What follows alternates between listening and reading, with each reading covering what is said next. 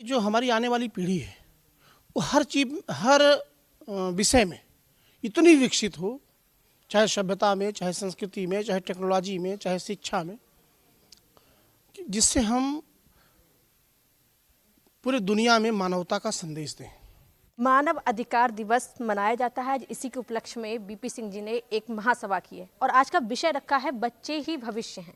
और अगर देखा जाए कहीं ना कहीं जो हमारा भविष्य होता है या फिर हमारा वर्तमान कहें, आगे आने वाला गौरव है, वो बच्चे ही होते हैं। और कहीं ना कहीं देश की जिम्मेदारी भी उनके ही कंधे पे होती है, क्योंकि आने वाले टाइम में वही देश को आगे तक ले जाएंगे। तो आज हमारे साथ खास बातचीत करने के लिए बीपी सिंह जी मौजूद हैं। सर ये बताइए, आज का आपका टॉपिक है बच्चे ही भविष्य हैं। आपने ये टॉपिक क्यों चूज़ किया और ये मोटिव क्या था इसके पीछे? मैम नमस्कार, सबसे पहले तो आपको नमस्ते। बच्चे ही देश के भविष्य हैं। हम अपने देश को भारत माँ कहते हैं। पूरी दुनिया में कोई देश नहीं है जो अपने देश को माँ बोलता हो। हम माँ बोलते हैं, तो सारे बच्चे हैं। पहली बात तो सब बच्चे हैं। दूसरी बात क्या है कि जो हमारी आने वाली पीढ़ी है वो हर चीज हर विषय में इतनी विकसित हो, चाहे सभ्यता में, चाहे संस्कृति में, चाहे टेक्नोलॉजी में, चाहे शिक्षा में, जिससे हम पूरे दुनिया में मानवता का संदेश दें। और जब बच्चा शिक्षित होगा, सुसंस्कृत होगा, तो पूरे देश दुनिया में सबको अपना समझेगा, अपना का भाव, अपनत्व। क्योंकि बच्चा कोरा कागज है, उसको जिस दिशा में आप ले जाएंगे उसी दिशा में जाएगा। इसलिए मैंने ये बच्चे देश के भविष्य हैं रखा, क्योंकि कहा जाता है ना कि आओ बच्चे तुम्हें दिखाएं झांकी हिंदुस्तान की। तो उसी लिए कि उनको अच्छे अच्छे अनुभवी लोग थे जो बातचीत किए। सर अगर देखा जाए तो बच्चों का जो भविष्य होता है वो स्कूल से बनता है, लेकिन आजकल स्कूल में किताबी ज्ञान दिया जाता है। अगर स्किल की बात करें तो स्किल पर स्कूलों को या फिर कहें शिक्षा संस्थान को कैसे काम करना चाहिए जिससे कि बच्चों का भविष्य उज्जवल बन सके? देखिए, आज के समय में अगर हम देखते हैं तो बच्चों को किताबी ज्ञान के बाद बाहरी ज्ञान भी स्कूलों में भी दिया जा रहा है। माननीय मोदी जी के नेतृत्व में बहुत सारी योजनाएं ऐसी चल रही हैं स्किल डेवलपमेंट के लिए खासकर। तो ऐसा नहीं कहा जा सकता कि केवल जो है किताबी ज्ञान है। और सामाजिक संगठनों का भी दायित्व है कि वो भी इस क्षेत्र में आगे आए। और मैंने सबको आमंत्रित भी किया है कि बच्चे ही भविष्य निर्माण करेंगे। तो इसलिए जो है हम आने वाली पीढ़ी को एक गंभीर सवाल पूछें तो आजकल क्राइम रेट अगर इसकी बात करें तो वो दिन प्रतिदिन बढ़ रहा है। अगर अभी जो रिपोर्ट आई है उसके मुताबिक दिल्ली सबसे नंबर 1 पर है। तो ये क्राइम जो हो रहा है इसको हम कैसे रोक सकते हैं और इसके लिए लोगों को जागरूक कैसे हो सकते हैं इसको कंट्रोल करने के लिए? देखिए, क्राइम रोकने के लिए सबसे ज़्यादा ज़रूरत है संस्कारवान होना। अगर हम संस्कारवान हैं, ठीक है, अगर दिमाग में मेरे ये चल रहा है कि सब कुछ मेरे लिए, तुम्हारे लिए कुछ नहीं, तो क्राइम बढ़ेगा।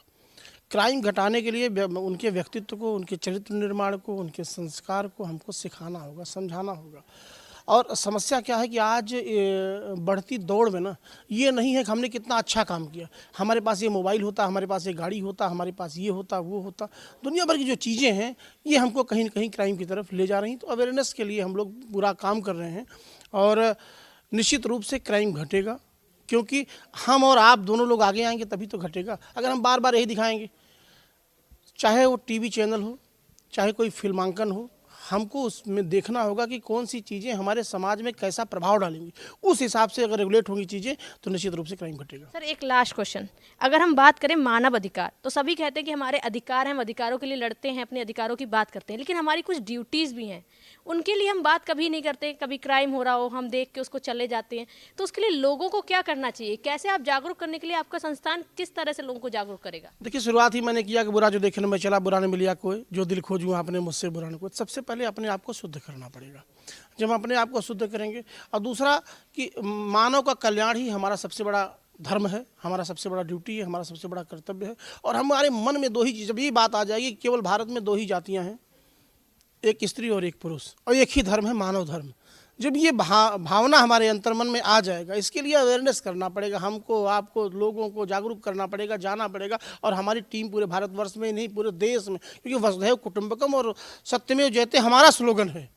हम इस स्लोगन पे काम कर रहे हैं और आने वाले कोई भी चीज़ असंभव है ही नहीं। असंभव को संभव करने के लिए तो हम लोग काम कर रहे हैं, और आज नहीं कल, कल नहीं परसों संभव होगा। तो ये थे हमारे साथ डॉक्टर बीपी सिंह जी, जिनको आपने सुना, जो खास बातचीत कर रहे थे। लेकिन फिर एक आखिरी बात दोहराएंगे कि अगर देश में कोई क्राइम हो या फिर कोई भी चीज़ हो तो उसकी जिम्मेदारी हर किसी की होती, हर देशवासी की होती। जिस तरह हम अपने अधिकारों को समझते हैं, उनकी बात करते हैं, उसी तरह हमारे कुछ कर्तव्य भी होते हैं और उन कर्तव्यों को भी ध्यान रखना हमारी ही जिम्मेदारी है कि हमारे आसपास अगर कोई क्राइम हो रहा है तो उसकी हम सूचना दें, उसको रोकने की कोशिश करें जिससे कि दोबारा वो ना पनपे। लेकिन हम लोग क्या करते हैं, उसको देखकर आगे बढ़ जाते हैं और इसीलिए क्राइम रेट हमारे यहाँ सबसे ज़्यादा बढ़ रहा है। वीपी सिंह जी ने बताया था कि हमको किस तरह से वो लोग जागरूक करेंगे और लोगों को किस तरह से जागरूक रहना चाहिए और अपना कर्तव्य निभाना चाहिए। कैमरे के पीछे है मेरे साथी अभिनेंद्र, मैं हूँ स्तुति पाठक। देखते रहिए स्टार भारत न्यूज़।